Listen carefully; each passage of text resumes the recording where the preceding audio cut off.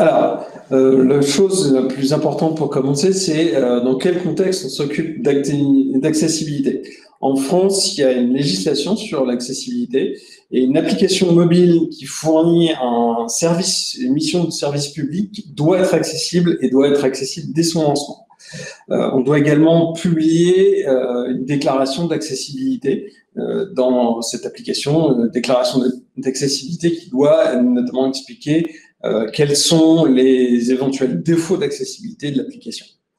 C'est très important parce que, notamment, les transports, c'est un service essentiel pour les personnes en situation de handicap. Et notamment, le transport public, c'est à peu près le seul moyen que certaines personnes en situation de handicap ont pour se déplacer. Donc, e-Voyageurs, qui est notre maison mère, est en relation avec les associations représentatives de personnes en situation de handicap. Nous avons des réunions mensuelles avec ces associations où elles viennent exprimer les difficultés qu'elles rencontrent dans l'univers SNCF et notamment dans l'usage des outils numériques, donc les sites web, mais aussi des applications mobiles. Et on a par exemple des fonctionnalités dédiées aux personnes en situation de handicap. Si vous connaissez l'application SNCF, il y a un service de notification de toutes les annonces à bord sur certains trains. Ce service de notification, il permet aux personnes qui sont déficients auditifs de pouvoir avoir accès aux notifications. Et pourquoi ça devrait vous préoccuper l'accessibilité? Parce qu'en fait, ça représente quand même beaucoup de personnes, les personnes en situation de handicap. En France, il y a 12 millions de personnes qui ont une forme de handicap et il y a 15 millions de personnes qui vont développer un handicap suite à des maladies. Sur ces 12 millions de personnes, on a 5,4 millions de personnes qui ont des déficiences auditives, 2,3 millions qui ont des déficiences moteurs, dont 500 000 personnes en fauteuil roulant, 1,7 million de personnes qui ont des déficiences visuelles. Alors, dans les déficiences visuelles, ça peut aller du daltonisme jusqu'aux personnes qui sont aveugles. Il y a enfin 700 000 personnes qui ont des déficiences cognitives ou des maladies psychologiques. Et en 2030, il y aura 29,6 millions de Français qui auront plus de 60 ans. Et avec l'âge, on va tous développer un handicap. Donc, c'est pour ça que c'est très important de se préoccuper de l'accessibilité parce que c'est un service qui touche énormément de personnes.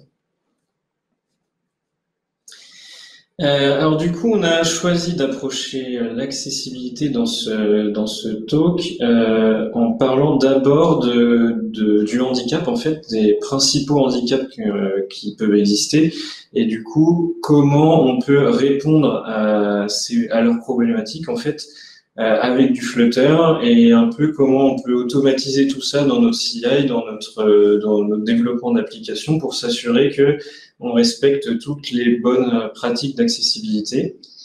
Donc voilà, via des tests automatiques, quels sont les outils pour contrôler la qualité de notre appli. Et on va parler uniquement des targets Flutter iOS Android. Et du coup, voilà, sur Internet, je trouve qu'il y a énormément de théories sur l'accessibilité. Il y a plein d'articles sur quel widget sémantique utiliser, etc. Mais ça manque un peu, je trouve, de pratique et de comment on devrait bien la mettre en place dans son appli et qu'est-ce qu'on doit mettre en place pour contrôler que dans notre appli, on a bien respecté l'accessibilité. Et donc, on ne parlera pas de tout ce qui est web, macOS, Windows, qui sont vraiment des targets Flutter particulières et qui ont encore d'autres outillages et d'autres problématiques au niveau de l'accessibilité. Et on ne parlera pas non plus de la construction bas niveau, de l'accessibilité en Flutter, de comment Flutter va bridger avec le système, etc. Alors, premier problème, la taille du texte. Les utilisateurs qui sont concernés par ça, c'est les personnes qui ont des déficiences visuelles. Et il faut permettre, donc, dans l'application, de pouvoir gérer toutes les tailles de texte que peuvent régler les utilisateurs dans les paramètres système. Si c'est pas bien fait, l'information sera illisible quand le texte est agrandi. Je vous ai mis aussi le lien vers la référence vers la norme WCAG qui est certes la norme pour le web, mais qui néanmoins nous donne des critères d'accessibilité qui sont applicables directement en mobile. Alors, une façon de s'assurer en fait qu'on respecte bien ces standards d'accessibilité, déjà il faut savoir, si tu m'arrêtes Nicolas si je dis une bêtise, que la norme de base c'est de gérer le x2 grosso modo. Ouais, jusqu'à 200%, c'est ça. Jusqu'à 200%. Du coup, ce qu'on fait nous dans nos applis, c'est qu'on utilise, alors vous allez voir, ça va souvent revenir, on utilise massivement les tests Golden. Et en fait, on a automatisé dans nos Golden un mode qu'on a appelé A11Y où on double la police systématiquement sur différents devices. Alors en général, on construit en fait un device le plus petit du marché et on double la police et on regarde ce que ça donne. Donc là, j'ai un petit exemple, j'ai un screenshot. Je vais vous montrer un petit morceau de code après. On voit en fait que j'ai un golden justement où quand je passe en scale x2 ou x3, je commence à avoir un peu de perte d'information sur mes boutons. Alors, en test manuel, ce qu'on va faire, c'est qu'on va changer les paramètres de taille du texte dans les préférences système. Sur Android, vous avez deux paramètres différents. Vous allez avoir à la fois la taille du texte et la taille des boutons qui peuvent changer, alors que sur iOS, il n'y a que la taille du texte, mais sur iOS, on peut agrandir encore plus le texte que sur Android. On va vérifier que quand on change la taille du texte dans l'application change aussi. C'est le premier point important. Le deuxième point, on va vérifier que quand le texte est agrandi, donc à 200%, il n'y a pas de texte qui soit tronqué, que ce soit pour des textes de boutons ou simplement des paragraphes de texte. Et on va vérifier également qu'il n'y a pas de boutons ou de texte qui se chevauchent.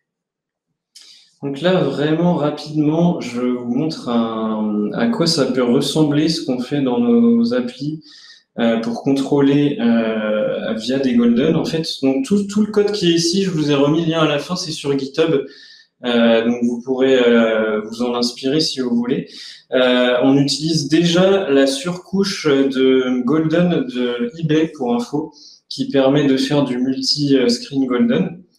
Et en fait, ce qu'on a fait, c'est on a rajouté des devices en fait qu'on a appelé des devices d'accessibilité. Et du coup, grâce à ces devices, donc c'est ici en fait, on a construit une liste de devices et on a un device qu'on a appelé A11Y qui est tout simplement en text scale x2. Et du coup, tu peux peut-être agrandir je vais agrandir la taille du code. Donc notre device qui est en text scale x2 nous permet de créer un screen golden qui du coup a une police x2. Donc ça donne ça. Donc là on a là c'était en mode x1 et là du coup j'ai grossi encore plus et c'est là où je vois que je commence à avoir des petits soucis de taille de téléphone. Voilà, la bonne pratique, du coup, c'est de permettre à ce que le texte puisse être entièrement affiché, quitte à ce que ce soit sur plusieurs lignes. Voilà.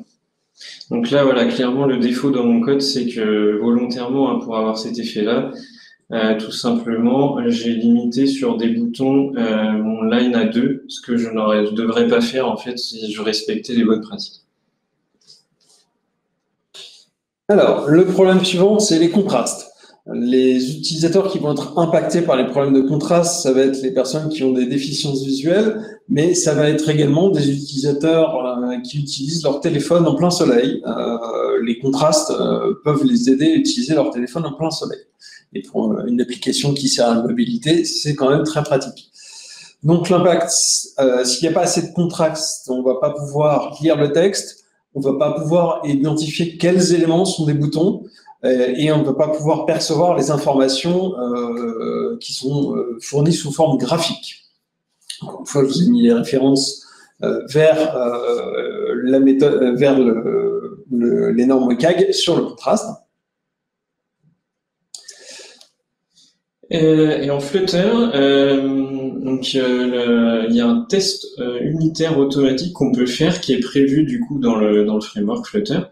Qui s'appelle, c'est une petite méthode qui s'appelle Miss Guideline.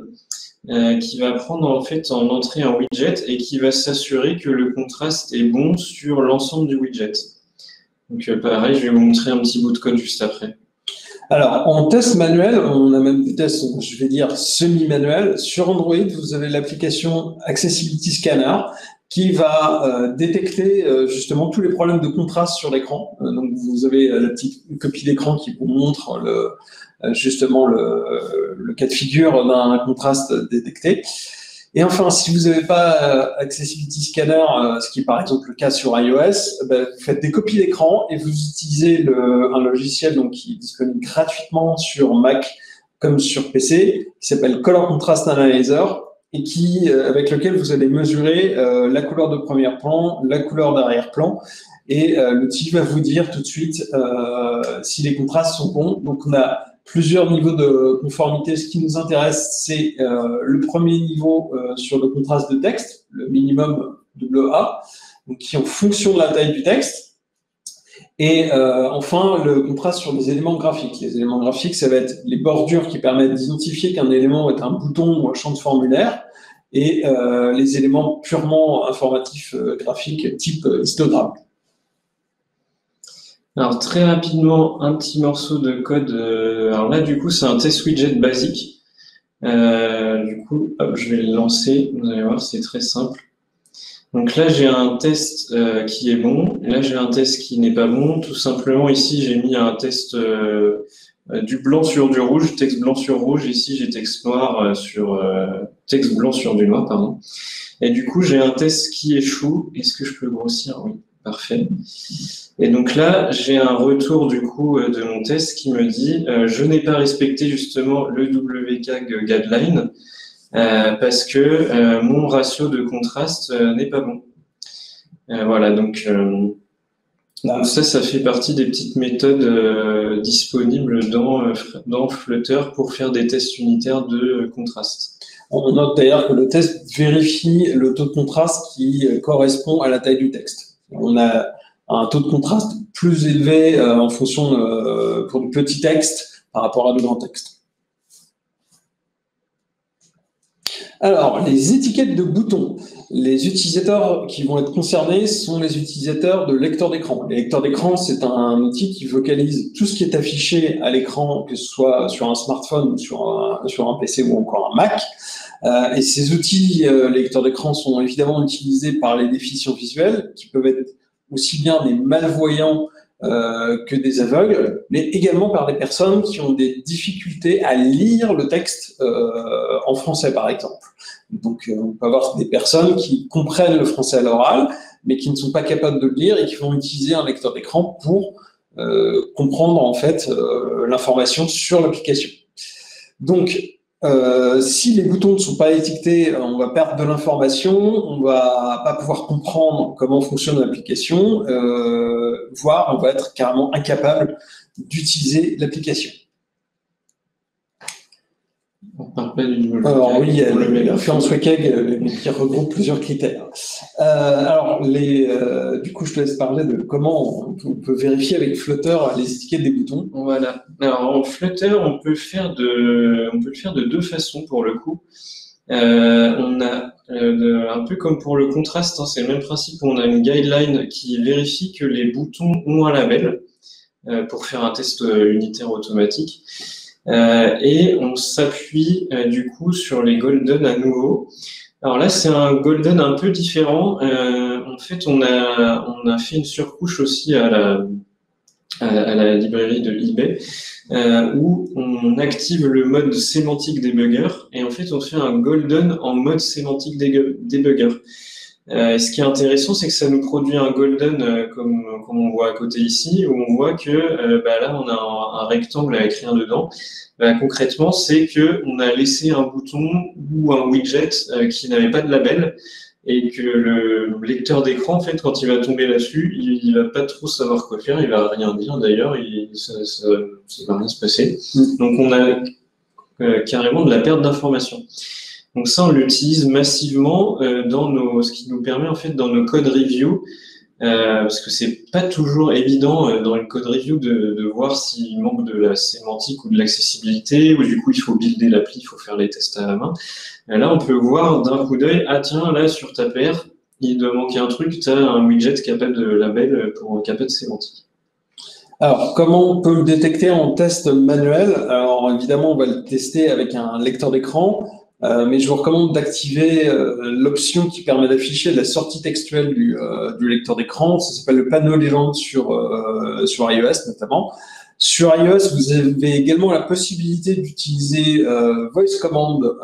Quand vous activez Voice Command, iOS affiche le nom des boutons et il affiche également d'ailleurs les éléments qui n'ont pas de bouton. Il indique qu'il a fait une détection automatique du nom du bouton.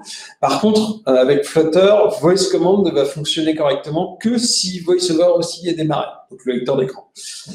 On va vérifier du coup avec le lecteur d'écran que tous les boutons ont bien une étiquette textuelle et j'attire votre attention sur le fait qu'on a souvent des oublis dans les étiquettes textuelles sur les boutons qui n'ont pas de texte visible, du type les boutons de fermeture, les boutons pour revenir en arrière, qui ne sont que des graphiques, que ce soit avec une croix ou une flèche. On oublie souvent de mettre une alternative textuelle. Je vous ai mis en lien aussi des petits modes d'emploi pour savoir paramétrer, démarrer et arrêter rapidement le lecteur d'écran, que ce soit TalkBack sur Android ou VoiceOver sur iOS. Alors, les alternatives des éléments graphiques. Donc les éléments graphiques, encore une fois, c'est les utilisateurs de lecteurs d'écran qui vont être impactés par l'absence d'alternatives textuelles.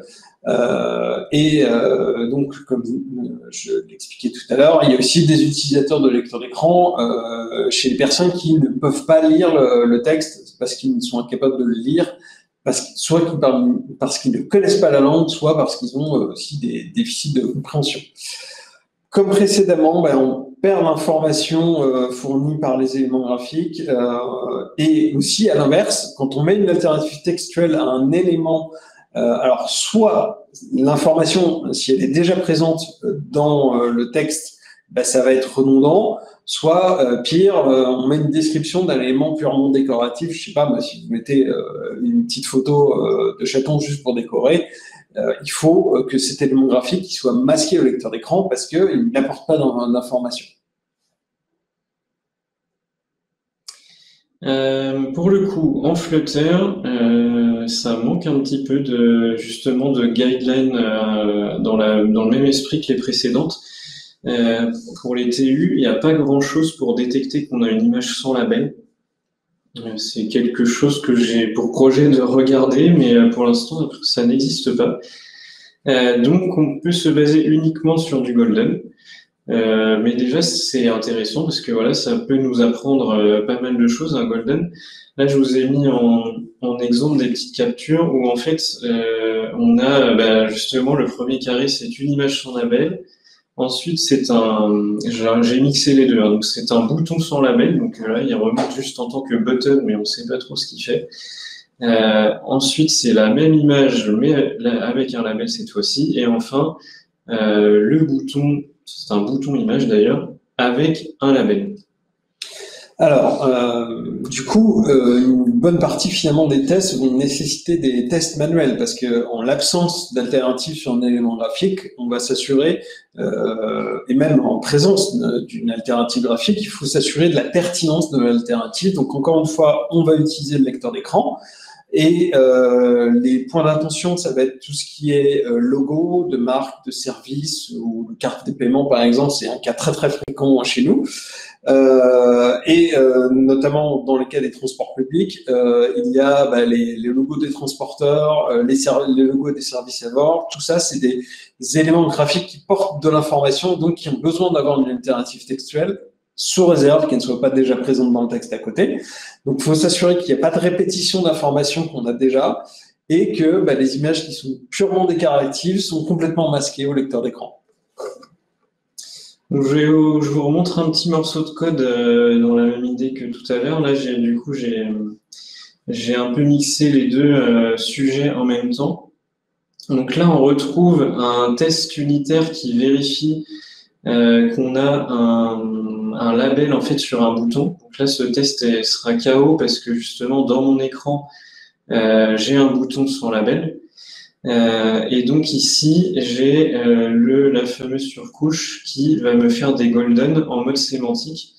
D'ailleurs, vous voyez des petits booléens que j'ai passés ici. En fait, dans nos sémantiques, on a injecté ce système-là pour dire dans nos golden, je veux que tu vérifies au passage si justement j'ai des labels sur mes boutons. Mais là, je lui ai dit de skipper ce contrôle parce que je sais que dans mon écran, j'ai une erreur. Et donc, je vais avoir ce type de retour qui va me dire que j'ai un widget tappable qui n'a pas de sémantique label. Donc voilà, je sais que j'ai un problème dans mon écran et que je dois fixer ça. Et donc tout simplement, c'est ce bouton qui pose problème, qui est un bouton avec un SVG à l'intérieur qui n'affiche rien. Il n'a pas de label, la taille du code. À distance, ce sera pratique. Et du coup, le bouton fixé, entre guillemets, alors j'aurais pu le fixer de différentes façons. Là, j'ai choisi de mettre un label en fait sur le SVG parce que dans mon bouton, en fait, j'ai un SVG. Et en fait, j'ai rajouté un merge semantics par-dessus, ce qui fait que j'ai fusionné la sémantique de mon SVG avec la sémantique du bouton. Et donc, je me retrouve avec une sémantique switch bouton button, donc pour indiquer à l'utilisateur qu'il s'agit d'un button. Donc, c'est la sémantique qu'on voit ici, switch button, qui est un button. Voilà. J'aurais pu aussi, sur ce widget du coup qui n'a pas de label et qui remonte comme un carré vide ici, j'aurais pu par exemple faire le choix de mettre un ignore semantics et du coup il ne serait pas remonté en fait du tout. Pardon, un exclude, n'importe quoi. Un exclude sémantique et du coup il ne serait pas remonté sur le golden ici.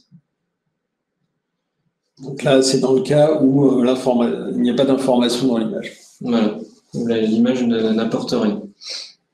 Alors, les tailles de zone de tape. Donc ça, c'est très important pour les utilisateurs qui ont des déficiences moteurs. Si les zones de tape sont trop petites ou trop serrées les unes à côté des autres, soit l'utilisateur sera incapable d'activer les boutons, soit il va activer par erreur le mauvais bouton. Donc encore une fois, on a une petite guideline. Alors du coup, on en a même deux.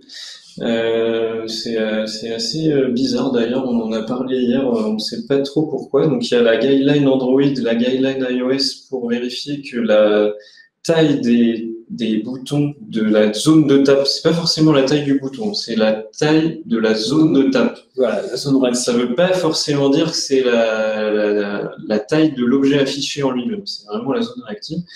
Donc sur Android, elle est sur 48 et sur iOS, elle est réglée sur 44. Et en effet, dans la spec iOS, dans les specs iOS qu'on peut trouver sur le site d'Apple, il nous indique bien 44. Donc, chez Apple, ils ne respectent pas la norme WCAG. Oui, dans la norme du W3C, c'est 44 pixels exactement, mais ce qui est équivalent sur Android à 48 dB. Ou 9 mm, on peut y aller aussi à la règle sur l'écran, c'est moins pratique. Oui. Donc ça, même façon, là vous commencez, je pense, un peu à voir comment ça marche, mais du coup, voilà, j'ai des guidelines ici, j'ai un TU sur un... N'hésite pas à agrandir. Oui, je vais le temps d'agrandir, je devrais laisser par défaut. J'ai un TU sur un widget, et du coup, voilà, si on rentre un peu dans le code de Flutter, on a le lien d'ailleurs vers la doc d'Apple, en fait. Et on voit bien que voilà, là on est sur du 44, là on est sur du 48. Et j'ai un golden d'ailleurs, mais voilà, c'est un golden qui ne nous donne pas grand-chose parce que l'important c'est surtout de vérifier la taille des boutons. Alors, les regroupements de texte. Alors, les regroupements de texte vont impacter, encore une fois, les utilisateurs de lecteur d'écran. Je ne vous refais pas de quel utilisateur il s'agit. L'impact, c'est quand le texte n'est pas correctement regroupé, on peut avoir des difficultés de compréhension, voire carrément des pertes d'informations, et l'application devient difficile, voire carrément inutilisable.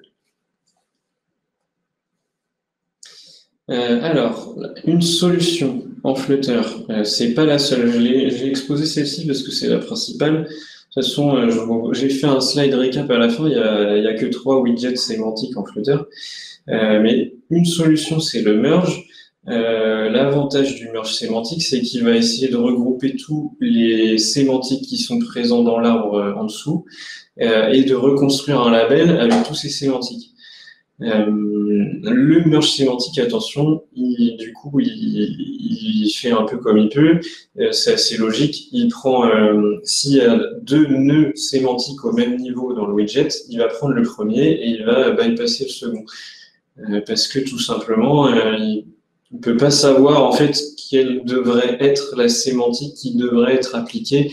Il peut pas juste fusionner tout parce que ça n'aurait plus de sens au bout d'un moment. Si au même niveau on met une sémantique de toggle et en même temps une sémantique de bouton, bah, il prend le premier qu'il a trouvé. Et c'est effectivement un point d'attention très important, c'est qu'il ne faut pas utiliser Merge Semantics pour regrouper deux éléments qui ont des sémantiques interactives. Sinon, effectivement, déjà, le résultat, c'est qu'il n'y aura qu'un seul élément dont on va garder la sémantique et potentiellement, le résultat ne sera plus du tout pertinent. En test manuel, on va vérifier ça encore une fois avec un lecteur d'écran. Donc, on peut aussi utiliser les tests Golden comme la copie d'écran qu'on a ici pour vérifier ça. J'y reviens dans 2 secondes. On va vérifier que donc les informations qui sont pertinentes à être regroupées sont regroupées et lues dans un ordre pertinent. Ça, c'est très important que l'ordre de lecture des informations il soit pertinent et qu'on ne se balade pas non plus n'importe où dans l'écran. Genre, par exemple, on ne va pas passer d'un élément en haut de l'écran à l'élément à la fin de l'écran. Si on a le temps tout à l'heure, je vous ferai la petite démonstration de comment on navigue avec le lecteur d'écran parce que c'est important de bien comprendre comment ça fonctionne. Un exemple typique de regroupement d'informations qui est indispensable, c'est l'étiquette textuelle d'une case à cocher doit être regroupée avec sa case à cocher. Parce que c'est comme ça qu'on est sûr que notre case à cocher est correctement étiquetée. Si je prends donc la copie d'écran à droite, vous voyez une succession d'informations. En l'occurrence, c'est les détails d'un trajet. Donc j'ai un horaire et un nom de gare et un nom de voie. Eh bien, il va falloir que ces 3 informations, elles soient regroupées pour qu'on comprenne bien qu'il s'agit à chaque fois d'une étape sur le trajet. Donc, je vais avoir besoin d'avoir lu ensemble l'horaire, le nom de la gare, la voie. Et élément suivant, horaire, nom de la gare, la voie, éventuellement, du coup, en plus, la durée d'arrêt. Mais il faut bien que ces éléments soient tous groupés, donc chaque ligne soit groupée indépendamment et tous les éléments qui constituent la ligne doivent être groupés ensemble. Sinon, on ne sait plus à quoi l'information se rapporte. Typiquement, après avoir parcouru plusieurs éléments, au bout d'un moment, on ne sait plus l'horaire à quoi il se rapporte. D'ailleurs, c'est intéressant parce que ça peut guider l'UX d'une page, en fait. Parce que si on part sur une UX un peu trop compliquée, on va se retrouver à créer de la sémantique par-dessus qui n'aura pas de rapport pour obtenir la bonne sémantique. Si on s'est amusé à faire une UX qui est trop complexe et qui sépare trop les éléments. Enfin, UX ou design du widget dans le code qui serait pas adapté pour avoir justement cette ligne. Et alors du coup, sur la checkbox, j'ai un petit exemple justement. Sur le sujet où justement donc là je vous ai mis un golden sémantique où j'ai le cas justement où on a laissé une checkbox toute seule avec une zone de tape. Donc en fait on voit que le lecteur d'écran ne sépare les deux et on comprend pas que le check me c'est le label de la checkbox. Et ensuite, j'ai deux exemples de sémantique qui sont bons. Et en fait, dans cet écran, j'ai donc trois choses. J'ai la checkbox list style de base Flutter qui vient de Material, qui elle, si on lui met un title, est directement bonne. Mais potentiellement dans vos UI, vous n'avez pas forcément envie d'utiliser cette list style parce que c'est la Material list style, elle a le Ripple, elle a un tas de trucs particuliers. Donc peut-être que vous voulez faire votre propre checkbox avec label custom. Donc la mauvaise pratique, ça serait de faire une checkbox avec justement une icône et un texte. Et du coup, là, c'est là où on se retrouve avec tout ça dans une row où on n'a pas la bonne sémantique parce qu'on a séparé le texte et la checkbox en elle-même. Et du coup, là, on n'a aucun rapport entre tout ça. Donc là, le lecteur d'écran est perdu. Et du coup, la version corrigée, entre guillemets, c'est tout simplement le merge semantics qui, lui, va prendre le label du texte, prendre l'interaction qui est une checkbox, et du coup, va construire automatiquement ce qu'on a vu ici, c'est-à-dire on récupère l'interaction de type check-uncheck de la checkbox et le label texte pour créer la bonne sémantique. Voilà, donc du coup, maintenant, quand le libellé est bien rattaché à la case à cocher, il n'y a plus d'ambiguïté sur ce que fait la case à cocher, alors que dans l'exemple précédent, si vous mettez plusieurs cases à cocher les unes après les autres, avec un texte avant et un texte après, au bout d'un moment, l'utilisateur, enfin plus de lecteur d'écran, ne saura plus ce que fait exactement votre case à cocher. Alors, l'affichage en mode paysage. Les utilisateurs qui sont concernés par l'affichage en mode paysage, c'est les utilisateurs qui ont un téléphone accroché dans une position fixe et une orientation fixe, donc généralement sur une chaise roulante. Ce sont également les utilisateurs de loupe d'écran. Il y a des outils de loupe d'écran qui sont intégrés sur iOS comme sur Android, et qui permettent aux utilisateurs déficients visuels d'énormément agrandir l'écran.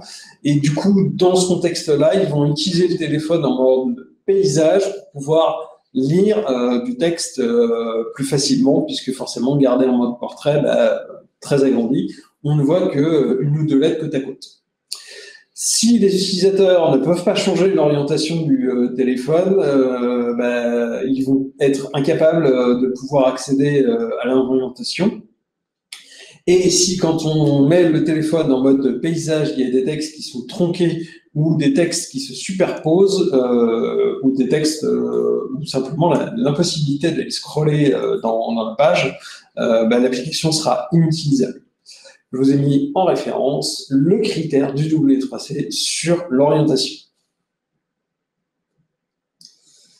Flutter, à nouveau, on se repose sur les golden. C'est très simple, hein, ce qu'on a mis en place. C'est simplement un device où la width et la height ont été inversées.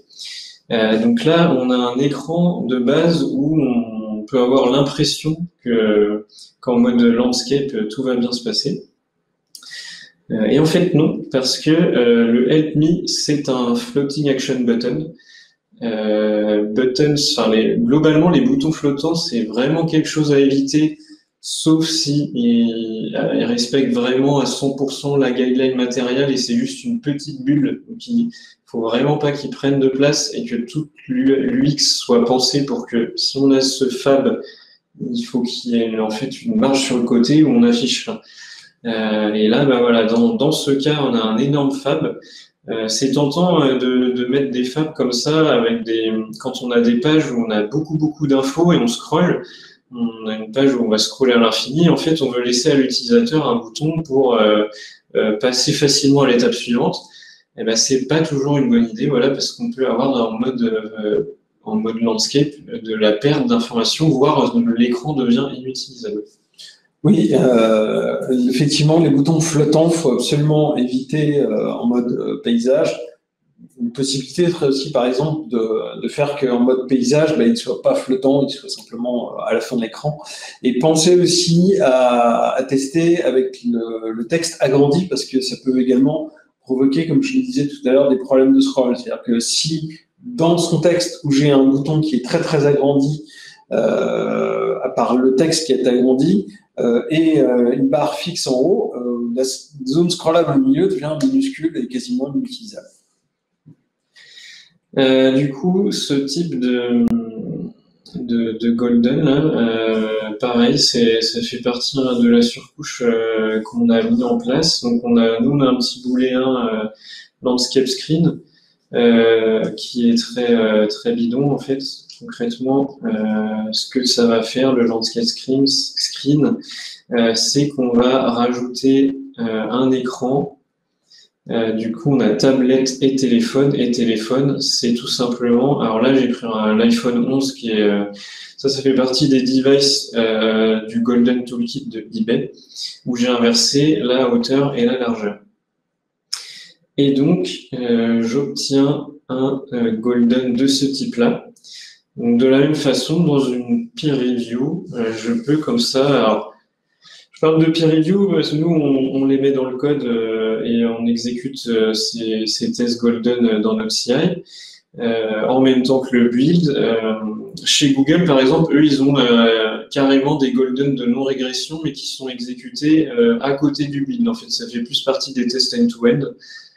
C'est une piste qu'on étudie aussi en ce moment parce que c'est intéressant, parce que ça peut devenir un peu long quand on a beaucoup de Golden à exécuter. Et donc on voit, oui, qu'en effet, suivant les tailles d'écran, suivant les landscapes qu'on a fait, on peut avoir des problèmes avec ce bouton flottant. Bon, là, globalement, ça se passe bien. Là, on va dire qu'en mode police x2, on a un coup de chance, le bouton passe par-dessus l'autre, mais ça aurait pu mal se passer. Donc voilà un peu une technique pour s'assurer que en mode paysage, les choses se passent bien en flottant.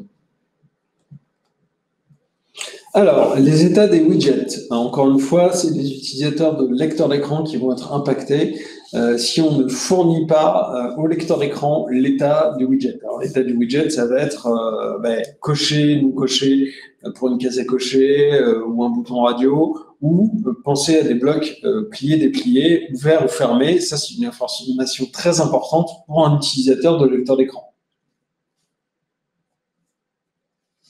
Alors, la plupart des widgets Flutter dans le material design ont une pré-sémantique en fait.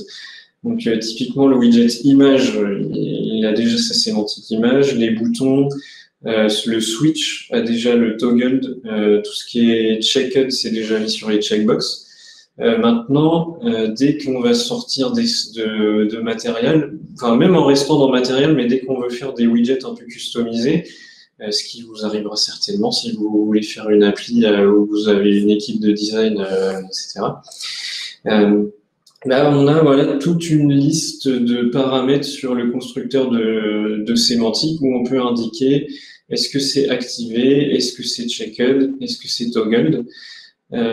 Et on peut aussi utiliser le constructeur from properties où là, en fait, on peut créer un objet de semantic properties avec tous ces paramètres-là. Il y en a vraiment beaucoup. J'ai remis la doc à la fin de la présentation. Et on peut du coup vraiment choisir ce qu'on envoie au lecteur d'écran. En fait, tous ces paramètres, ça sert vraiment derrière à être injecté dans les bridges iOS et Android pour que le lecteur d'écran natif reçoive la bonne information. En fait. Et après, c'est à la charge du lecteur d'écran de vocaliser évidemment les étapes. Mais c'est important effectivement de préciser que on envoie une sémantique et c'est à la charge du lecteur d'écran derrière de la vocaliser selon les habitudes de l'OS. Oui, voilà. Oui, d'ailleurs, on avait vu sur, je crois que c'était sur les toggles, je me souviens plus, sur iOS, il y avait des choses qui remontaient mal. Alors, de mémoire, c'est les boutons radio, je crois, qui ont des limites sur, effectivement, avec Flutter sur iOS. En fait, la sémantique des boutons radio n'existe pas. Oui, voilà. Mais c'est aussi parce que sur iOS, les boutons radio, il n'y en a pas vraiment en fait. Voilà, Donc c'est un peu la difficulté. C'est un peu la limite de Flutter aussi. Alors, les gestes complexes. Les gestes complexes, c'est tout ce qui va être les swipes horizontaux, les drag and drop, etc.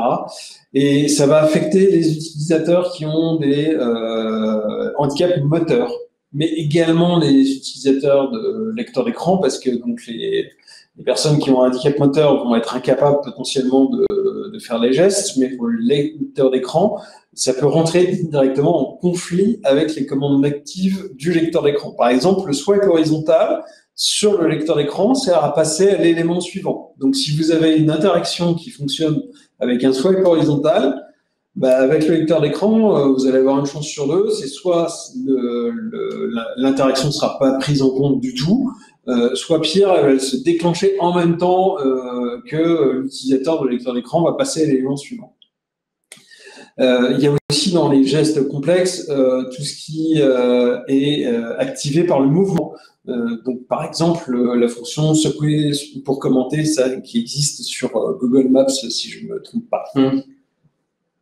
Oui, tout à fait, il me semble.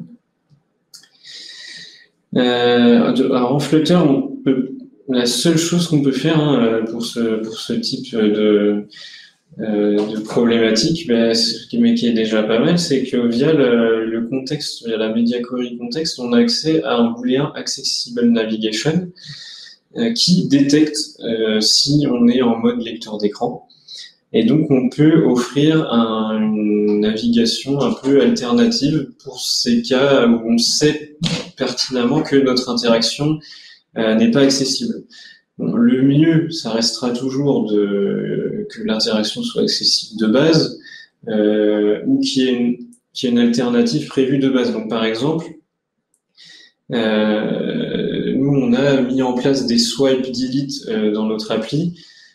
Par contre, on a aussi un bouton de suppression quand on clique sur un élément si on ne veut pas utiliser le swipe delete.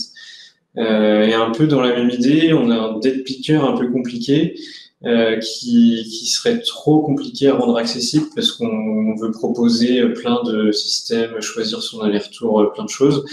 Et en fait, on a carrément basculé sur le Cupertino basique quand on passe en mode accessible, qui est meilleur en fait pour quelqu'un qui utilise un lecteur d'écran pour choisir une date. En fait, il est beaucoup plus simple à utiliser. Effectivement, tu as tout à fait raison de mettre en valeur le fait que, d'une part, il faut faire très attention à ne pas débrancher des comportements trop souvent pour le lecteur d'écran, parce que sinon, vous allez très très vite avoir des difficultés à maintenir l'accessibilité de votre application, parce que va y avoir des comportements séparés. Néanmoins, il y a quand même des cas légitimes que tu as cités, donc des cas légitimes où on va avoir un comportement différent quand le lecteur d'écran est démarré.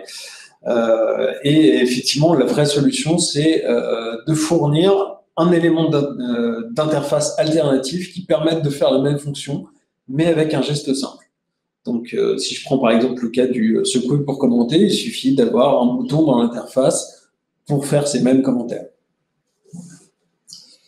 Je voulais vous remettre un petit morceau de code. Alors, sur ce dont on vient de parler là, j'ai un morceau de code qui n'est pas incroyable, mais Nicolas fera la démonstration tout à l'heure. Mais du coup, voilà, la Media Query Accessible Navigation, elle est ici. Elle permet d'afficher une alternative ou une autre. Et d'ailleurs, voilà, si on regarde la doc, ça dit vraiment que c'est si un service comme TalkBack ou VoiceOver est activé. Et pour la partie, tout à l'heure, on a parlé de la problématique de ne pas avoir un état indiqué à l'utilisateur. Typiquement, la expansion tile de base Flutter ne propose pas en fait d'indiquer son état.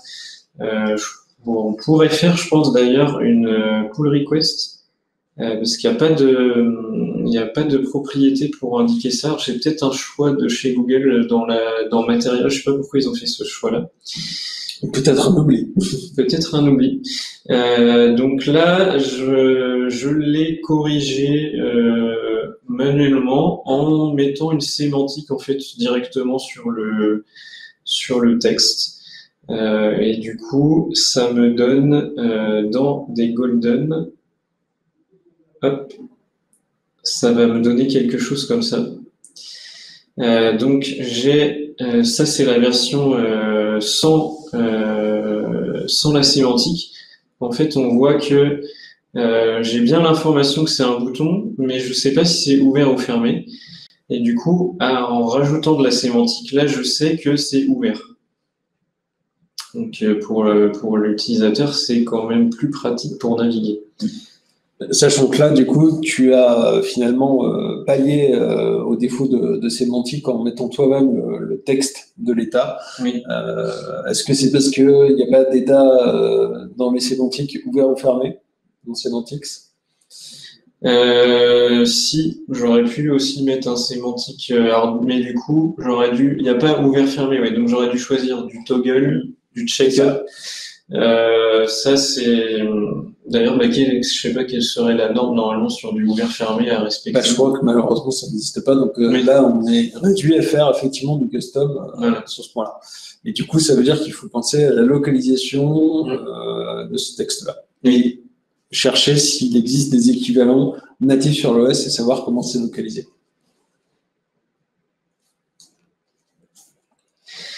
Alors donc oui, vraiment un récap. Alors si certains d'entre vous font déjà de l'accessibilité, ce slide vous allez vous dire c'est ultra survolé. Mais voilà, on a 1 heure. Mais globalement, voilà, de toute façon il y a que 3 widgets en Flutter, mais déjà avec ça on en fait pas mal. Le exclude, si vous considérez que le widget Flutter que vous affichez n'apportera rien à l'utilisateur.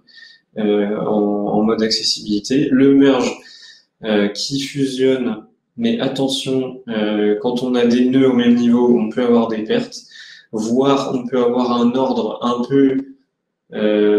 peu bizarre dans l'affichage et parfois il vaut mieux refaire un sémantique complet que de faire un merge, suivant la complexité du widget que vous construisez.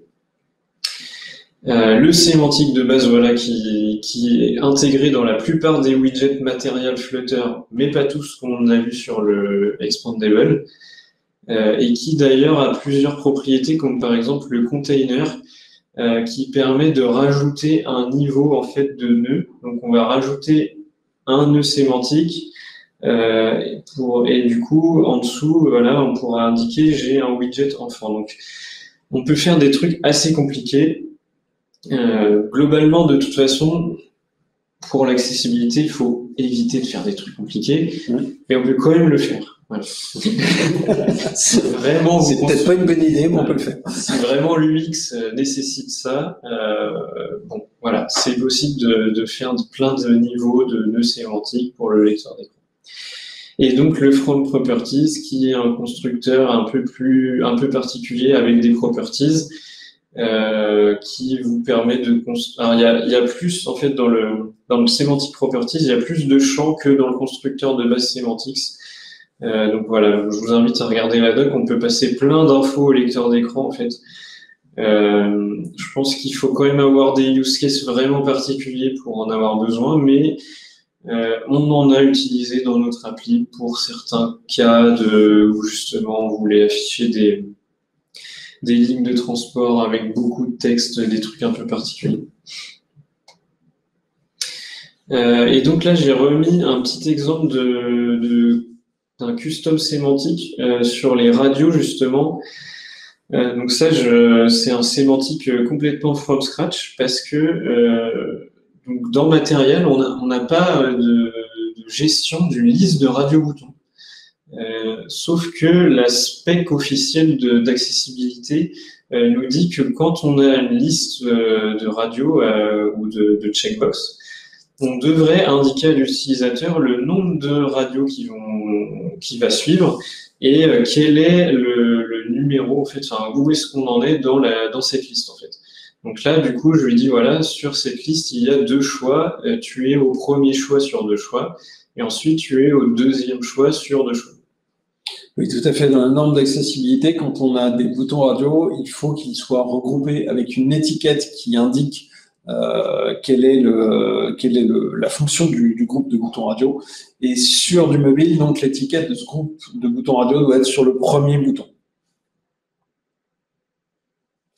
Alors, un petit rappel d'ailleurs sur les sémantiques, c'est très très important de vous assurer d'utiliser des sémantiques qui soient appropriées, et notamment, parce que ça je l'ai vu très très souvent comme défaut, quand un élément est interactif, il doit avoir une sémantique interactive. C'est-à-dire, s'il est cliquable, bah, c'est un bouton, ou bien c'est une case à cocher ou un bouton radio, mais en tous les cas, ça doit être annoncé. Parce que sinon, le lecteur d'écran potentiellement ne va pas l'annoncer et l'utilisateur ne saura pas qui peut interagir avec l'élément. Et pour vérifier ça, ben, il faut utiliser avec le lecteur d'écran votre application. Et faire des tests unitaires et faire des golden. Aussi, ça aide. Voilà. Ça aide beaucoup. Parce que les golden aident vraiment énormément à justement un peu préqualifier, on va dire, la qualité de sémantique d'un nouveau développement en fait. À cibler effectivement les tests intéressants à faire effectivement pour lever des doutes ou comme on disait tout à l'heure, si je vois un élément graphique qui n'a pas d'étiquette, je vais peut-être aller vérifier si oui ou non c'est pertinent ou pas l'étiquette. Donc là, on a mis beaucoup de liens complémentaires. Vas-y, je te laisse.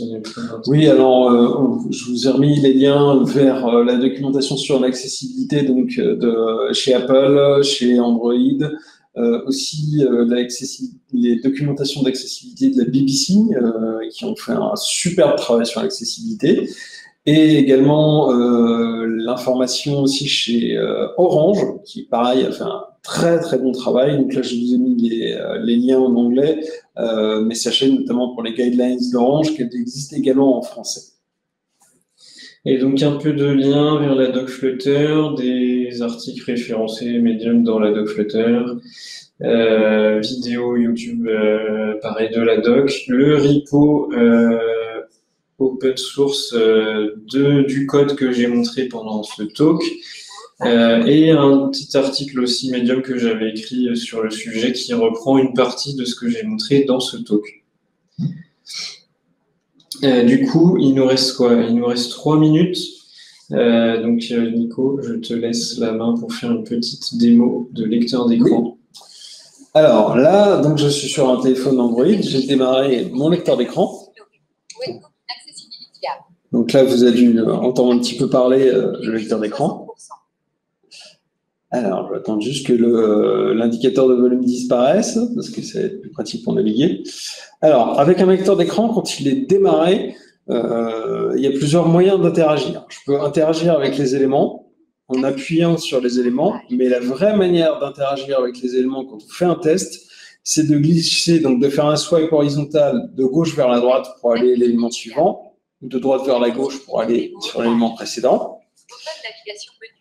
Et quand j'ai le focus sur un élément, pour l'activer, pour un élément interactif, pour l'activer, hop, je double tape. Donc ici, par exemple, vous voyez un petit problème d'accessibilité, c'est que je passe sur des éléments et en fait, je n'ai pas la sémantique de bouton qui m'est donnée. Hop, alors là, je vais aller voir par exemple les exemples d'étiquettes qui manquent. Sans libeller, image. Voilà ce que ça donne quand j'étiquette pas une image. Sans libeller.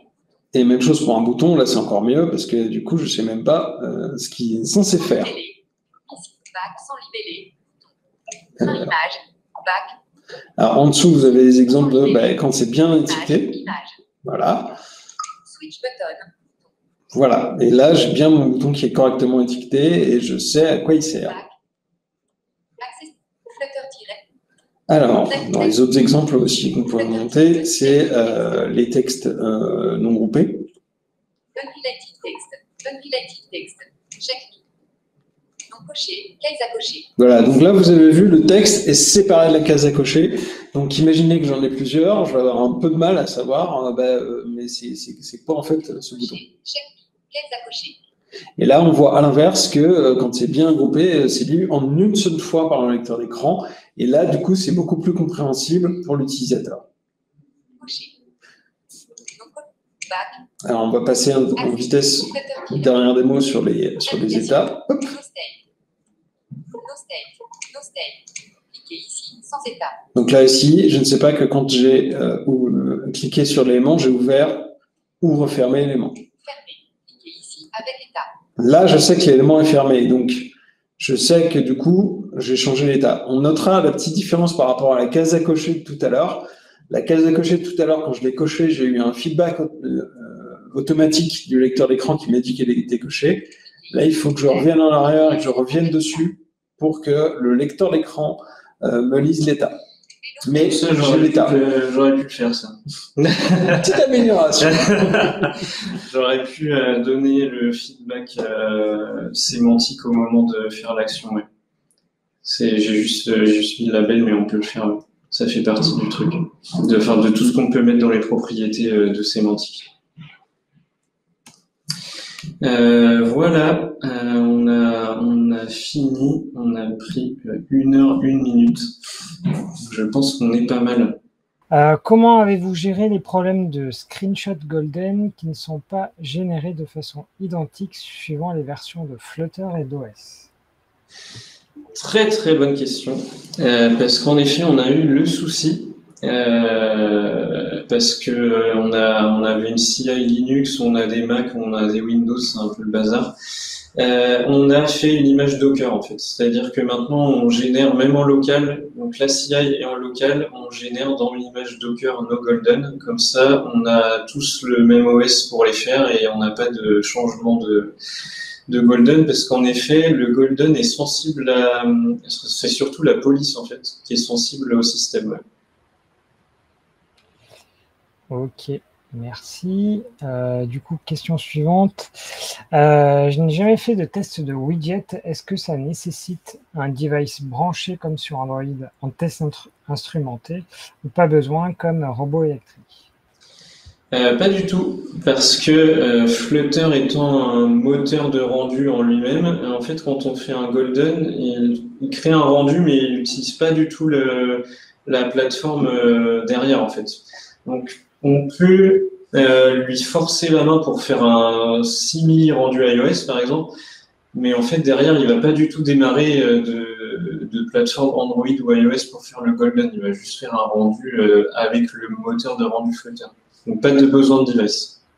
Par contre, un point important, c'est quand vous développez le simulateur de device. Alors sur iOS, on peut lancer, je crois, sur le simulateur le lecteur d'écran, mais ça reste absolument pas pertinent en fait en termes de test. Il faut vraiment le faire. Un test avec un lecteur d'écran, ça se fait forcément avec le téléphone pour être efficace. Ok, merci.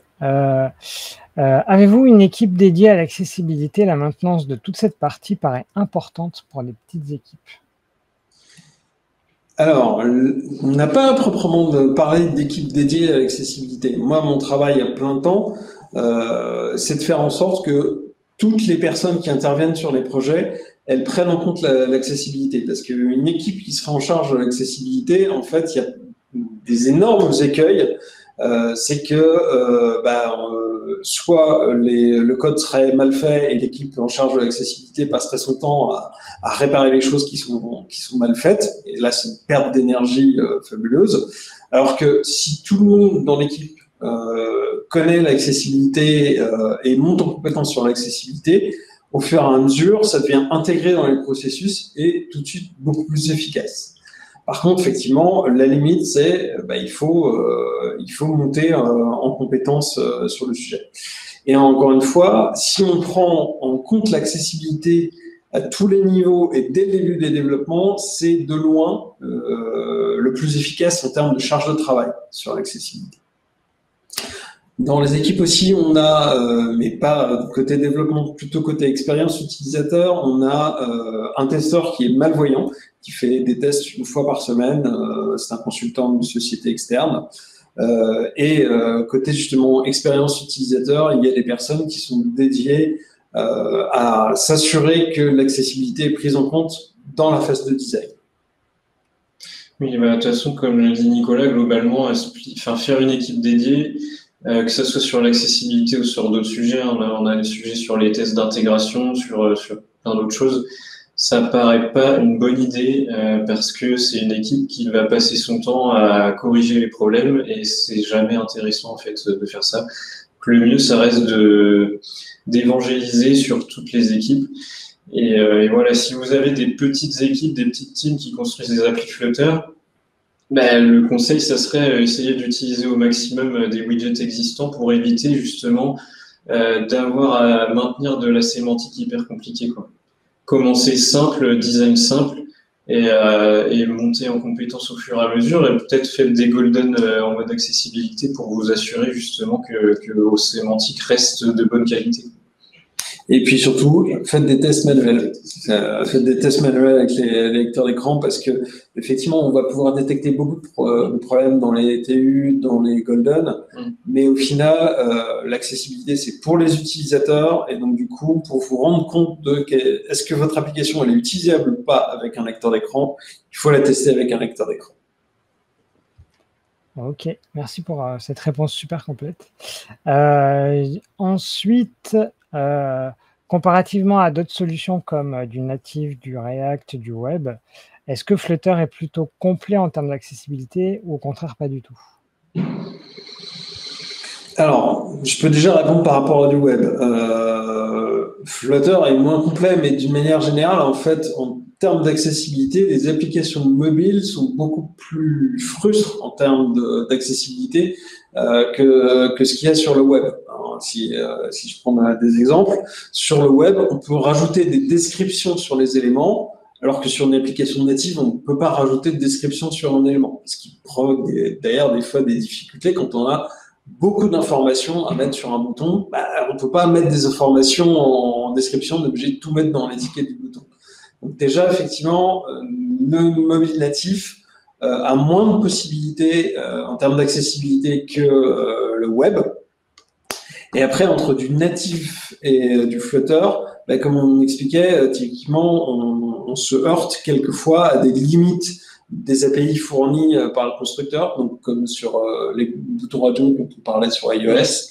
On a eu aussi quelquefois des bugs assez casse-pieds sur des éléments qui n'étaient pas affichés à l'écran et dans ces cas-là, ils n'étaient pas accessibles au lecteur d'écran. Il fallait que l'utilisateur il scrolle manuellement. Oui. Donc ça, c'était un problème assez je pense que tu l'aurais en natif aussi. Ouais. Non, t'as pas le problème en natif. Un élément qui est pas affiché à l'écran, quand tu swipes, tu vas pouvoir, ça scrolle automatiquement vers cet élément-là. Oui, alors que sur les tests qu'on a fait, les quelques cas où on l'a eu sur Flutter, c'est littéralement, c'est comme si c'était la fin de l'écran, il n'y avait plus rien derrière. Oui, d'accord. Voilà. De toute façon, la qualité de la sémantique sera toujours un chouille en dessous parce que c'est un bridge avec le natif dans les deux cas, dans iOS et Android. Donc, du fait de la nature de Flutter qui est un moteur de rendu et qui a un bridge vers le natif, vers l'accessibilité, forcément, ça sera un peu moins bien que du pur natif. Ça pourra jamais être, au mieux, ça sera ISO qualité, mais la plupart du temps, ce sera un peu en dessous.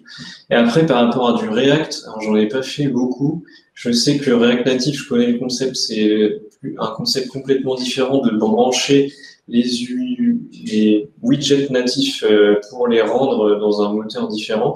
Donc, j'imagine que l'accessibilité sur ces widgets branchés est meilleure. Après, sur du custom, du widget custom, je sais pas comment ils gèrent par contre l'accessibilité.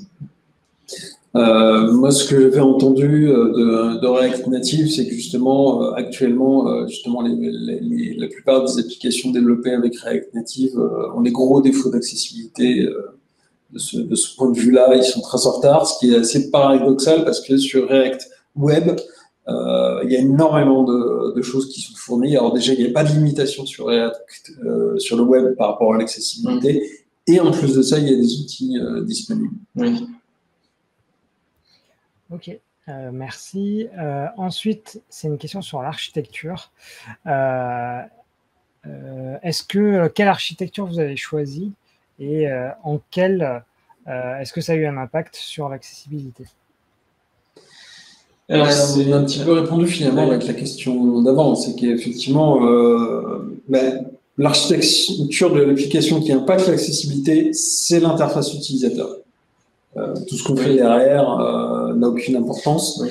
Et comme on le disait tout à l'heure, du coup, effectivement, l'impact, c'est nous, quand on avait fait nos tests d'architecture, on avait validé que finalement, il y avait, en tout cas, que Flutter avait la capacité de parler, de fournir les bonnes informations au lecteur d'écran. Donc ça, c'était vraiment ce qui avait guidé notre choix. Mais effectivement, on se rend compte dans les détails qu'il y a certaines limites. Et que donc effectivement, soit on va devoir, sur des widgets très précis, peut-être devoir développer des plugins qui se branchent à du natif quand on a du très spécifique à faire, soit revenir sur des interfaces plus simples pour garantir la compatibilité avec les API d'accessibilité. Après, oui, si la question c'était l'architecture de l'appli Flutter en elle-même, parce que c'est vrai que Flutter est un framework qui ne propose pas, enfin, qui propose plusieurs architectures dans les docs et c'est un peu, voilà, c'est un peu à la carte. Nous, on fait du Flutter block et on a découpé l'appli en plein de features. On l'a modularisé, grosso modo, mais ça n'a aucun impact, comme dit Nicolas, sur l'accessibilité, puisque de toute façon, le cœur de l'accessibilité, c'est les widgets, c'est les sémantiques, c'est comment on est rebranché en bridge avec le natif derrière. Donc en fait, peu importe l'architecture Flutter, ça n'aura pas d'impact sur l'accessibilité. Ok.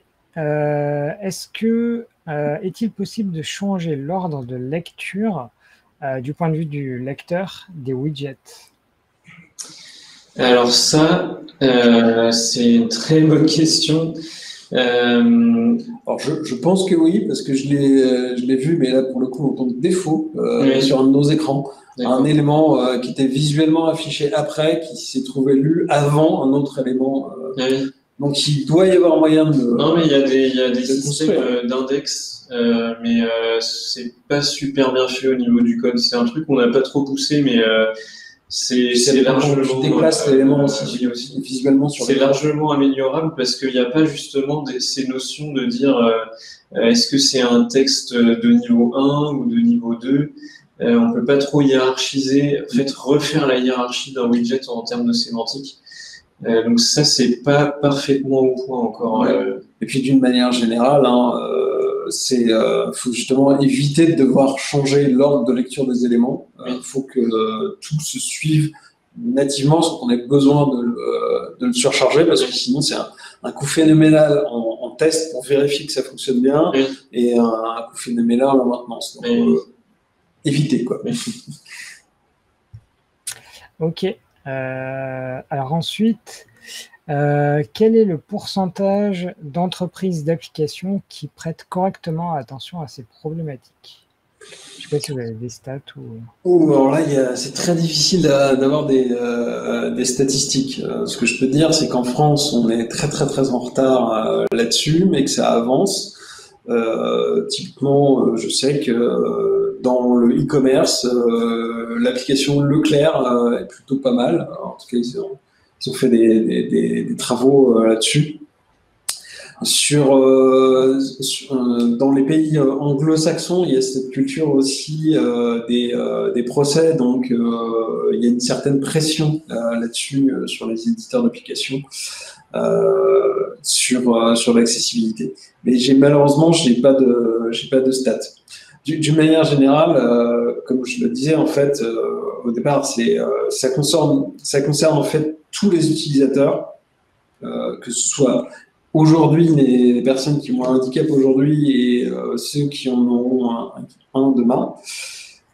Et en plus, ça peut induire des bénéfices pour les autres utilisateurs. Donc, en fait, c'est l'accessibilité, faire une application accessible, c'est on va dire un avantage commercial quelque part. C'est que vous ouvrez la porte à une base d'utilisateurs beaucoup plus grande, et en plus cette base d'utilisateurs, si votre application elle est accessible, les utilisateurs seront fidèles. C'est-à-dire qu'un utilisateur notamment déficient visuel, il va pas s'amuser à changer d'application demain, sauf si l'application n'est plus accessible, là, il va changer d'application. Et tant que l'application reste accessible, il n'a pas de raison d'aller changer d'application parce qu'il a investi du temps pour comprendre comment elle fonctionne. Donc, il n'a pas de raison de changer de fournisseur tant qu'on lui fournit correctement le service. Ok. Et du coup, on va terminer par une dernière question. Est-ce que vous avez eu sur d'autres projets mobiles de la SNCF, natifs ou pas, des retours d'utilisateurs qui vous encouragent, vous félicitent pour votre effort fait sur l'accessibilité? Alors oui, et justement via les commissions techniques accessibilité dont je parlais au tout début, on a eu des retours positifs et des remerciements effectivement par rapport aux efforts qu'on a fait parce que effectivement c'est des efforts de longue haleine qui prennent du temps et on entend plus souvent les utilisateurs se plaindre des défauts que de remercier quand il y a des améliorations et des fois ils prennent le temps de remercier. Et quand justement les utilisateurs en situation de handicap prennent le temps de remercier déjà quand on les écoute et quand on montre qu'on les a écoutés, quand bien même on ne serait pas encore au top, ils apprécient n'importe quel effort qui sera fait pour les écouter et prendre en compte leurs besoins.